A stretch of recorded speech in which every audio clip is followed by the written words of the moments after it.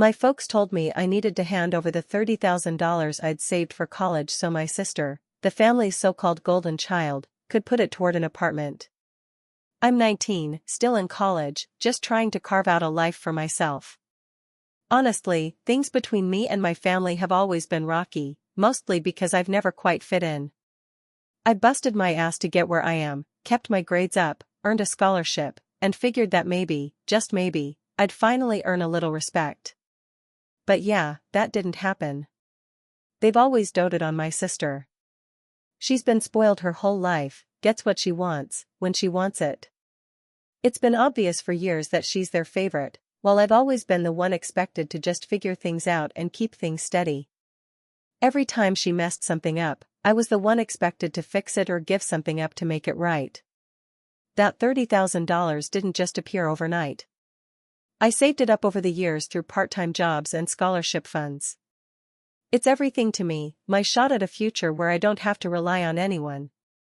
But apparently, to my parents, it was just a piggy bank for Karen to smash open when she wanted something shiny. Now, Karen's 24, but you wouldn't know it by how she acts. She's never had to lift a finger. My parents have always babied her, and she's gotten through life with zero accountability. She doesn't work, hasn't for a while, and claims she's just figuring things out, though all she really does is lounge around and waste time. And now, out of the blue, she's decided she needs a swanky new apartment in a nice part of town, despite having no job, no savings, and no plan. One night, my parents sat me down like it was some serious family meeting. They told me Karen found a place she loved but didn't have enough for the deposit. They didn't ask for help, they demanded I give up all of my savings to cover it.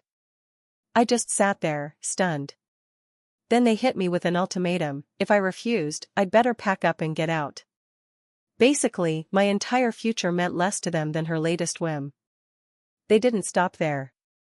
My mom pulled out the whole family sticks together guilt trip, and my dad claimed Karen had always been there for me, complete nonsense. Then came the guilt. If you were a good brother, you wouldn't even hesitate, they said.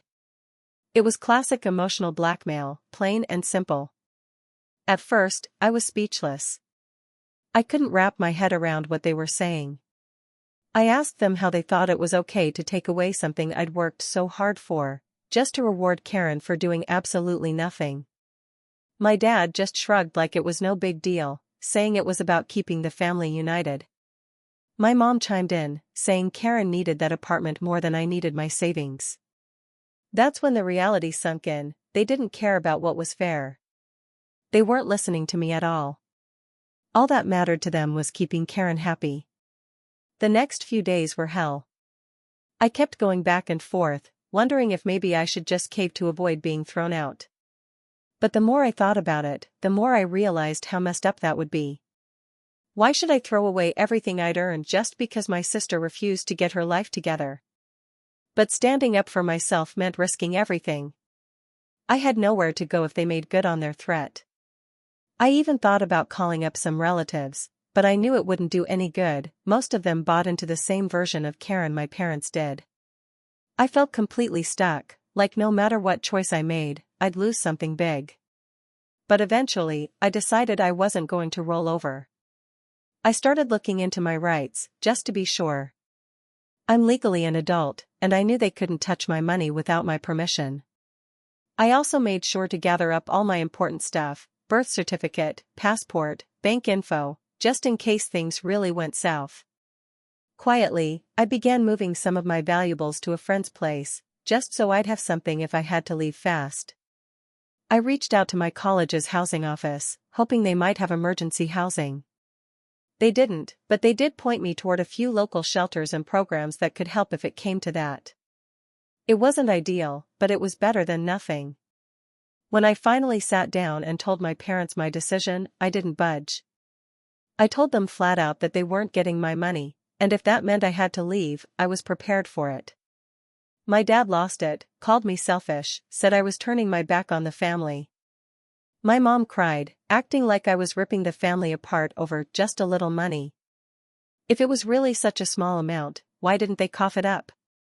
Karen had a full-on meltdown. She screamed that I was ruining her life, said I didn't care about her or her happiness. My parents didn't say much after that, they just glared at me, waiting for me to back down. But I held firm.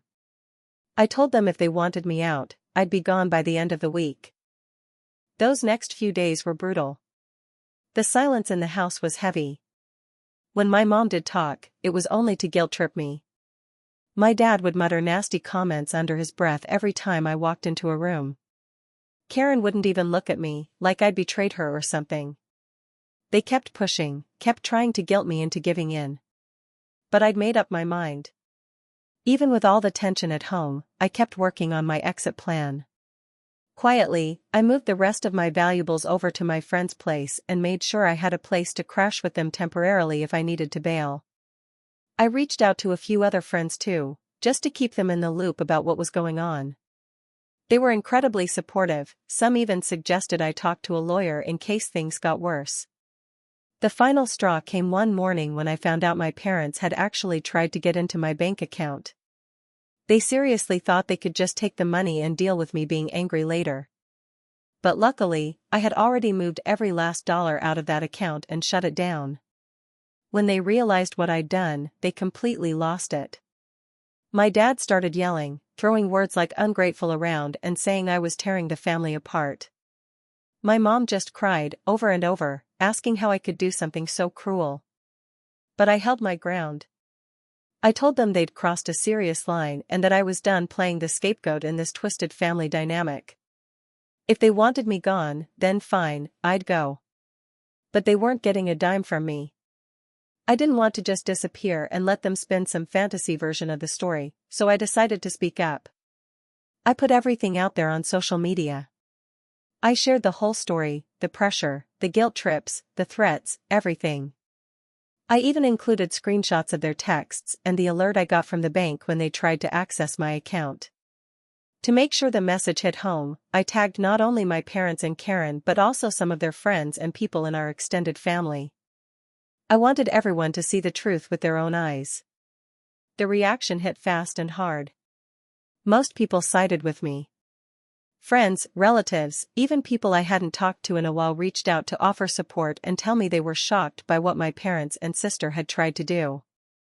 A handful of my parents' close friends tried defending them at first, but their voices got drowned out quickly by the backlash. Word traveled fast. My parents' reputation took a serious hit. People started distancing themselves. I heard through the grapevine that Karen's apartment deal fell through, the landlord backed out once they caught wind of the drama. She was furious, blaming me for ruining everything. But honestly, I didn't care. Actions have consequences. My parents' perfect image of being this model family started crumbling. My dad's coworkers saw him differently. His work relationships got awkward. My mom, who loved being the center of attention in her little social circle, started getting left out of things. And Karen? Well, no apartment, no job, and now no one was stepping in to rescue her. After everything blew up, I moved in with a good friend who had my back. It wasn't a permanent solution, but it was way better than staying under the same roof as people who saw me as a wallet instead of a son. Starting over was hard, sure, but it was also a huge relief. I could finally breathe. I could finally focus on school and plan for my future without worrying about what they might try to take from me next. Of course, my parents didn't take the fallout lightly. My phone lit up constantly with calls and texts. One minute they were threatening me, the next they were begging me to take the post down and come back. They tried to twist the whole thing, painting themselves as concerned parents who were just trying to help Karen during a rough patch. But by then, it was too late. People had seen the truth. I stuck to my decision and cut off all contact. I blocked them on everything: phone, social media, email. I even looked into legal options in case they kept pushing, including possibly getting a restraining order. It wasn't an easy choice, but I knew I had to protect myself. I couldn't let them pull me back into their dysfunction. Surprisingly, a few relatives I hadn't heard from in years reached out. They apologized for staying quiet and offered their help. My college also stepped up. they heard about my situation and granted me additional financial aid, which honestly felt like a huge weight lifted off my shoulders. This whole ordeal changed me. I've grown a lot, gotten stronger, more confident. Without the constant stress hanging over me, my grades actually went up. I've also started building real friendships and surrounding myself with people I can actually count on. Right now, I'm focused on building a life that's fully mine. I'm working toward total financial independence and seriously thinking about cutting off ties with my family for good. That cycle of guilt and manipulation? I'm done with it. It's not going to be easy, but I'm determined to move forward and build a future I can be proud of, a future where I don't have to keep looking over my shoulder, waiting for someone to stab me in the back. It's been around 3 months since I shared my story, and I've got a few updates. First off, I just want to say thank you, seriously, to everyone who offered advice and support. Your words helped more than you probably realize. After I got out and told the truth online, things escalated fast. My parents and Karen were relentless. They kept blowing up my phone, switching between threats and desperate guilt trips. But I stuck to my no-contact boundary, even though it was hard as hell.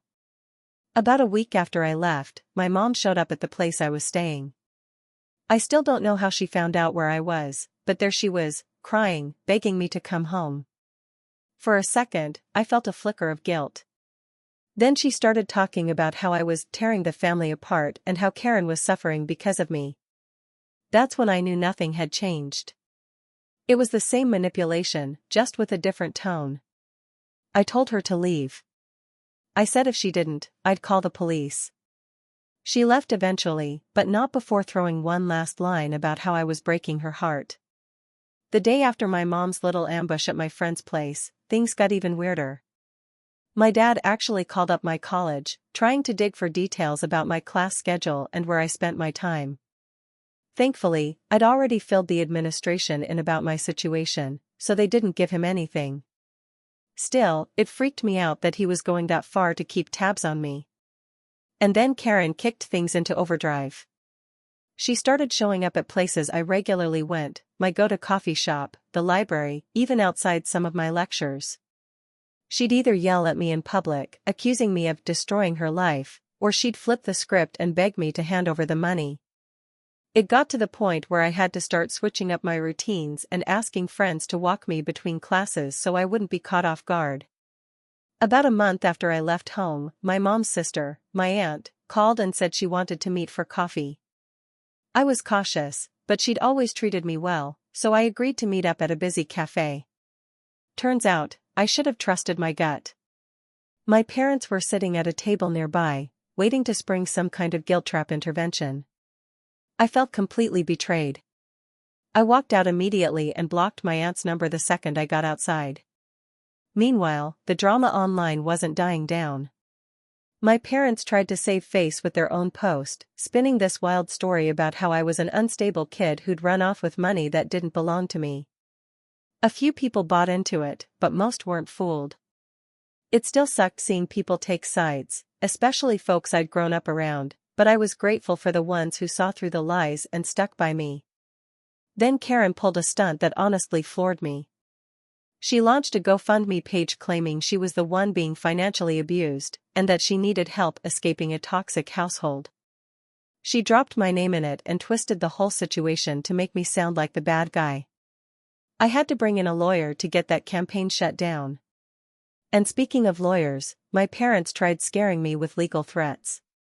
They sent me a message saying I owed them money for raising me and that they had every right to my savings. It was total nonsense, but I wasn't about to take any chances. I got in touch with a lawyer of my own, and they reassured me my parents didn't have a leg to stand on. Still, I kept records of everything, just in case they tried anything else. A couple weeks later, I got an email from William, Karen's ex-boyfriend. I hadn't heard from him in ages. He told me he'd been following what happened and wanted to reach out earlier but didn't know how. He apologized for not stepping up sooner and said he fully supported me. Then he dropped some serious truth bombs. Turns out, during their relationship, Karen had been cheating on him constantly, usually with guys who could buy her expensive stuff or take her on fancy trips. She'd always complained that life was unfair and that she deserved better without having to actually work for anything. Hearing it from someone outside the family just confirmed what I already knew, but still, it hit hard. William also told me Karen had been fired from her last job for stealing. And instead of holding her accountable, my parents bailed her out, paid back the company to keep her from being charged. I couldn't believe they'd go that far to protect her while trying to rob me of everything I'd earned. Then, about 3 months after I left, I got a call from a number I didn't recognize. It turned out to be my grandfather, my dad's father. We were never close. He lived out of state, and I'd only seen him a handful of times growing up. But he told me he'd heard about everything from a cousin and wanted to hear my side. At first, I was skeptical. After what happened with my aunt, I wasn't sure if I could trust anyone. But as we talked, it became clear he was genuinely concerned. He even told me he'd had his own run-ins with my dad over the years and that none of this surprised him. He apologized for not being more present in my life and said if I ever needed help, especially financial, he'd be there. I was honestly touched by the offer, but I told him I needed to figure things out on my own. He understood and told me the door was always open. Just hearing that from someone in the family meant more than I can explain. That conversation got me thinking about other family members I hadn't talked to in a while. I reached out to a couple of cousins on my mom's side, folks I'd always gotten along with. One of them, Barbara, got back to me, and we talked for hours. She told me she'd had her own issues with my parents and Karen. One story, in particular, really set me off. A few years back, Barbara was going through a messy divorce and needed a place to crash for a few weeks. My parents originally said she could stay with them, but after just 3 days, Karen complained that Barbara was invading her space. My parents kicked her out, leaving her to bounce between friends' couches until she could land on her feet. I was furious. They could toss out a struggling family member like that but expected me to hand over my future for Karen's comfort? While all of this was happening, I was still trying to lock down stable housing. My friends' parents were kind enough to let me stay with them for a while, but I knew I couldn't impose forever. I started looking for a small, affordable apartment near campus, but everything decent was way out of my budget. A few days later, I ran into one of Karen's old friends at the grocery store. She tried laying a guilt trip on me, saying Karen was spiraling into depression and that it was somehow all my fault. I calmly asked if she'd heard my side of the story. She admitted she hadn't. So, I laid it out for her, plain and simple. You could see it all over her face, she was starting to question everything Karen had told her. She walked away pretty quiet. I won't lie, it felt good. Then the very next day, I got a call from my new bank. Someone had tried to access my account using my social security number. Thankfully, the bank caught it and flagged it as suspicious. They shut it down right away. I didn't even need to guess who was behind it. I filed a police report immediately and froze my credit to prevent any further mess. That shook me up. I knew my parents were manipulative, but I hadn't expected them to stoop to identity theft. At that point, it was crystal clear, I wasn't just dealing with toxic behavior, I was dealing with people who were willing to break the law to get what they wanted from me. At that point, I knew I had to take things a step further. So, I went back to the lawyer I'd talked to earlier and started the process of filing for a restraining order against my parents and Karen. It felt extreme, but honestly, I didn't see another option. They just wouldn't leave me alone. The day before the court date, I got a call from my mom. She was sobbing, panicked, begging me to call it off. Said the hearing would tear the family apart and ruin their lives. I told her flat out that maybe they should have thought about all that before they tried to steal from me, stalk me, and emotionally wreck me. Then I hung up. The court hearing was rough. They all showed up, my parents and Karen, with a lawyer of their own. They tried to paint me as some rebellious, troubled kid lashing out at a loving family. But I wasn't walking in there empty-handed. I had everything: texts, emails, bank notifications, screenshots of social media posts. the judge didn't fall for their act. He saw right through it and granted the restraining order. As I walked out of the courthouse, Karen made one last attempt to get to me. She looked awful, exhausted and worn out.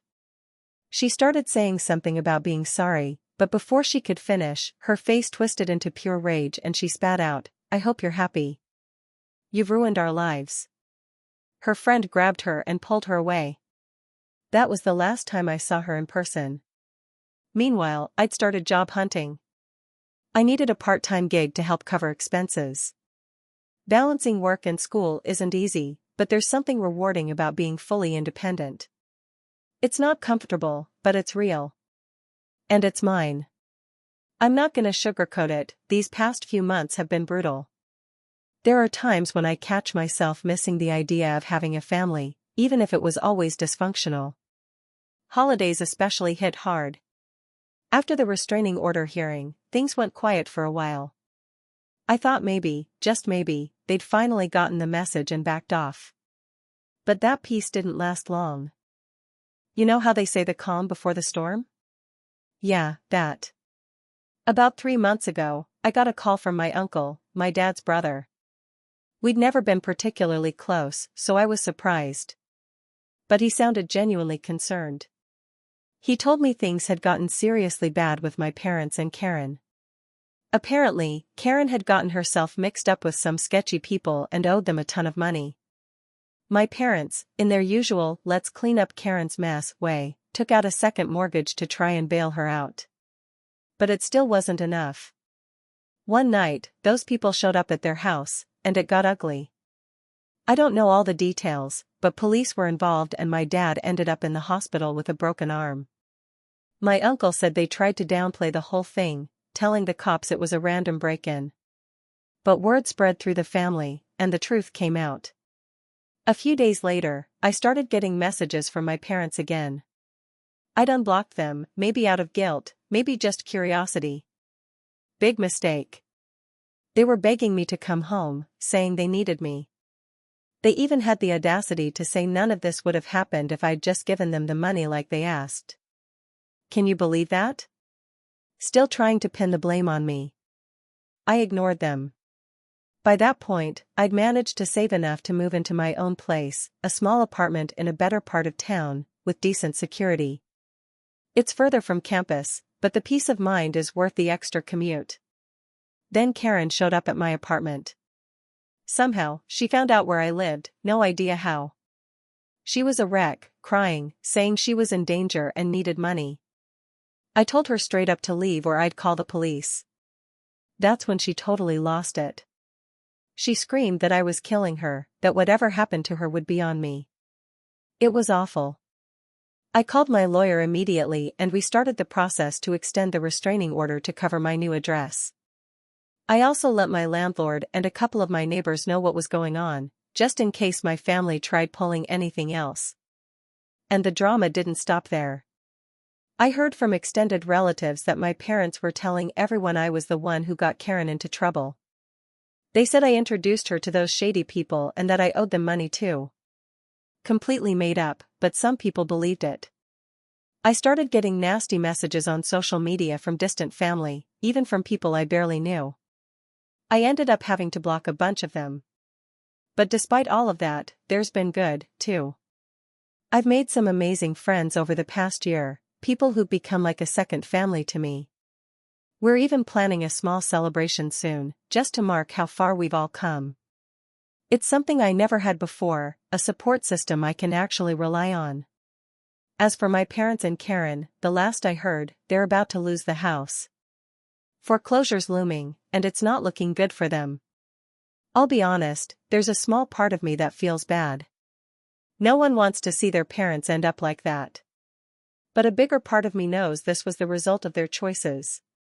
If they had just respected my boundaries and treated me like a person instead of a backup plan, things could have turned out so differently. So, that's where I'm at now. Still working hard, still moving forward. And finally, after everything, I'm starting to feel like my life is my own.